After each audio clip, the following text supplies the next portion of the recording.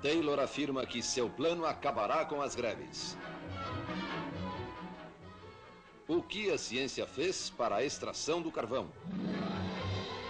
A administração científica é a aplicação do bom senso. Denunciado o plano científico. O trabalho científico é combatido. Ei, o que você acha desse tal de Taylor? Um explorador de trabalhadores, ele não passa disso. Os chefes gostam dele, mas trabalho por menos salário.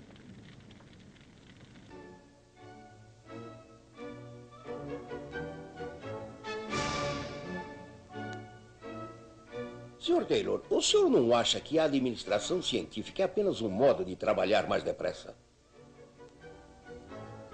Frederick Taylor e a administração científica. Distribuído no Brasil por Ciamar.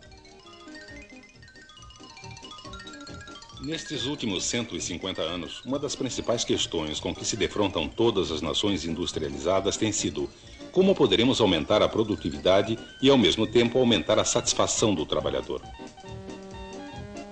Já que a falta de uma resposta talvez seja a causa do nosso grande número de problemas econômicos e sociais, muitas pessoas tentaram uma solução.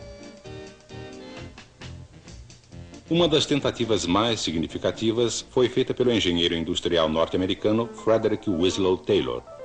Em 1911, Taylor publicou um livro, Princípios de Administração Científica, no qual propôs métodos de trabalho objetivando aumentar a produtividade. Ele também afirmava que a administração científica, como denominou seu método, resultaria em menos esforço físico e, portanto, maior satisfação do operário. Esta foi, sem dúvida, uma época memorável. Um pouco antes da Primeira Guerra Mundial, os dirigentes aceitaram a proposta de Taylor e muitos adotaram o seu método. No entanto, os trabalhadores tiveram uma reação diferente.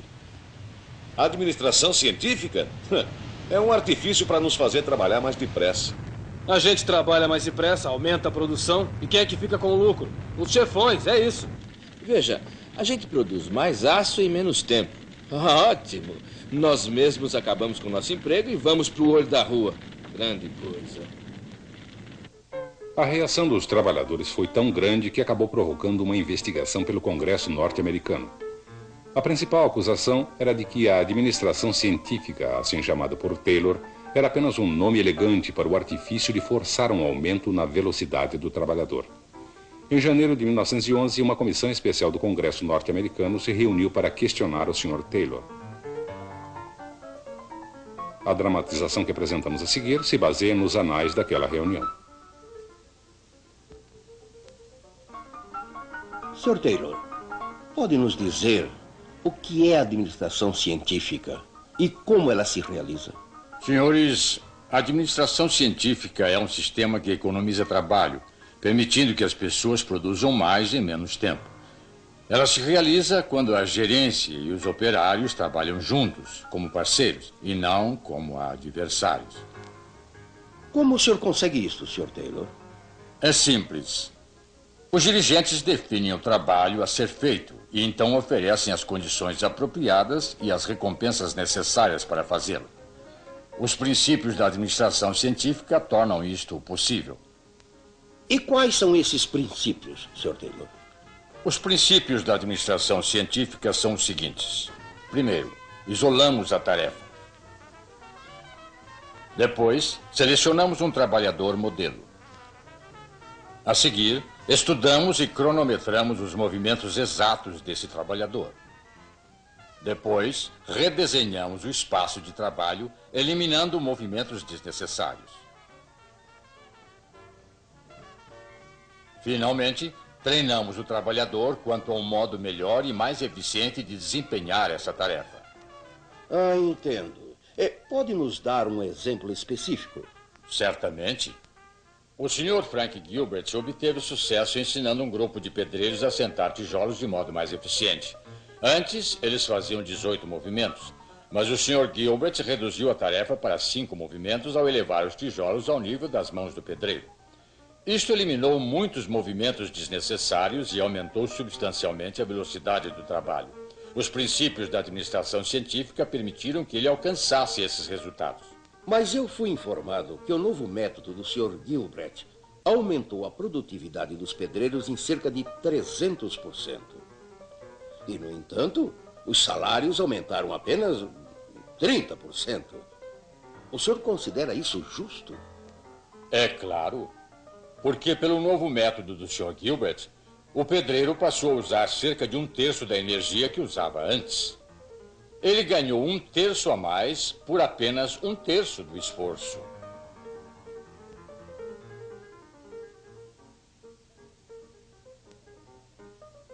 Mas, Sr. Taylor, não é verdade que quando qualquer melhoramento de método é introduzido, muitos operários são dispensados da empresa, pelo menos temporariamente? Sim, isto é verdade.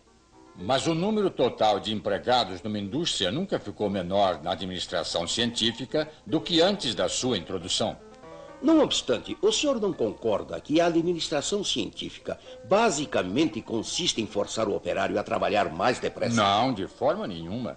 Somente se pede que cada trabalhador, dentro do seu ritmo normal e adequado, faça movimentos eficientes em vez de movimentos ineficazes. Existe um modo certo de fazer um trabalho e um modo errado de fazê-lo. O modo certo significa aumento na produção, custos mais baixos, salários mais altos e maiores lucros.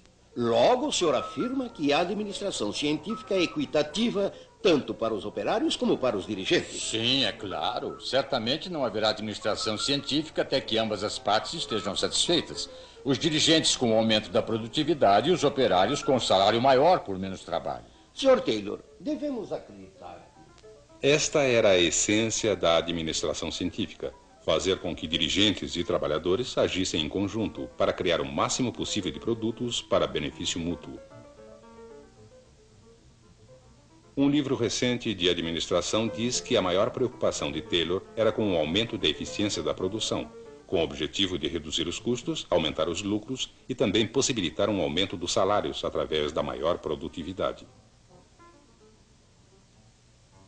Será que Taylor foi sincero? Ou será que estava promovendo a detestável e desumana ideia de trabalhar mais depressa? Embora a comissão do Congresso norte-americano não tivesse encontrado provas do que os opositores de Taylor afirmavam, a controvérsia quanto a Frederick Taylor e sua administração científica nunca foi resolvida plenamente. Por que a compreensão da administração científica de Taylor é tão importante para os gerentes de hoje? Porque a questão que ele levantou, aumentar a produtividade e ao mesmo tempo aumentar a satisfação do trabalhador, é ainda um de nossos principais desafios.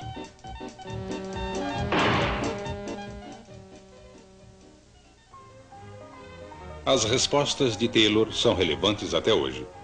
As soluções que ele propôs foram: primeiro, análise do cargo e treinamento, com ênfase especial no retreinamento, particularmente na indústria pesada. Segundo, proporcionar recompensas apropriadas, tais como o pagamento de incentivos e participação nos lucros.